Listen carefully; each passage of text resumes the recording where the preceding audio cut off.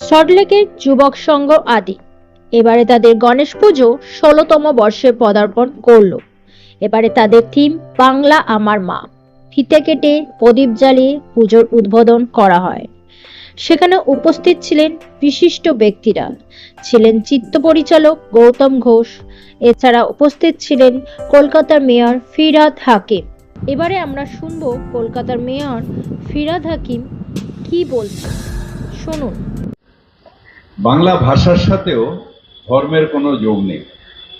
তাহলে যদি বাংলা বলার সময় জানাব বলা হয় কেন? উর্দু ভাষার সময় আমি যখন উর্দু বলবো তখন নিশ্চয়ই জানাব গৌতম ঘোষ বলবো, কিন্তু যখন বাংলা বলবো তখন শ্রী ফিরহাদ হাকিম, যখন ইংলিশ বলবো তখন মিস্টার। এটা কিন্তু আমরা বেশিরভাগই সময় ভুল করি। তার কারণ ধর্মের সাথে ভাষার কোনো সম্পর্ক নেই। আমরা যে ভাষায় কথা বলি সেই ভাষার, আমরা বাংলা ভাষায় কথা বলি, আমরা বাঙালি। একটা সময় ছিল যখন এই গণেশ পুজো মানে আমরা ভাবতাম যে বম্বে গোয়া এই জায়গায় গণেশ পুজো হতো, আর আমরা দুর্গা পুজো কালী পুজো করতাম।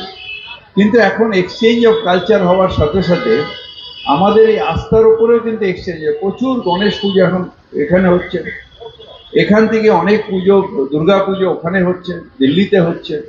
তা আমরা যদি এই জায়গায় নিজেদের পরিবর্তন করতে পারি, যে আগে ছিল নর্থ ইন্ডিয়া মানে শিব পুজো হতো, উড়িষ্যা অনওয়ার্ডস নারায়ণ পুজো হতো, আর ওয়েস্টের দিকে গণেশ পুজো হতো, এটা মোটা। আর আমাদের ইস্টের দিকে আমরা দুর্গা পূজা কালী পূজা এটা করতাম। কিন্তু এখন আমরা সবাই সব পুজো করি। তাহলে আজকের দিনে দাঁড়িয়ে যখন আমাদের কালচারাল এক্সচেঞ্জ হচ্ছে, আমাদের ধর্মীয় আস্থার, এটা তো একটা পার্ট অফ কালচারাল এক্সচেঞ্জ, যদি এটা আমরা করতে পারি তাহলে এখনো সেই যারা মাথা মোটা একটা সময় ধর্ম নিয়ে মারপিট করত, আজকে তারা ভাষা নিয়ে মারপিট করে। এটা কেন হবে? আমরা যারা বাংলার মানুষ, পশ্চিমবঙ্গের মানুষ, আমরা ভারতীয় বাঙালি অর্থাৎ আমরা বাঙালি। আমরা যে বাঙালি রবীন্দ্রনাথ ছিলেন সেই বাঙালি, যে বাঙালি সুভাষচন্দ্র বোস ছিলেন সেই বাঙালি, যে বাঙালি বিবেকানন্দ ছিলেন সেই বাঙালি, যে বাঙালি ঠাকুর শ্রী শ্রী রামকৃষ্ণ ছিল সেই বাঙালি, যে বাঙালি মমতা ব্যানার্জি আছেন সেই বাঙালি, আমরা সেই বাঙালি।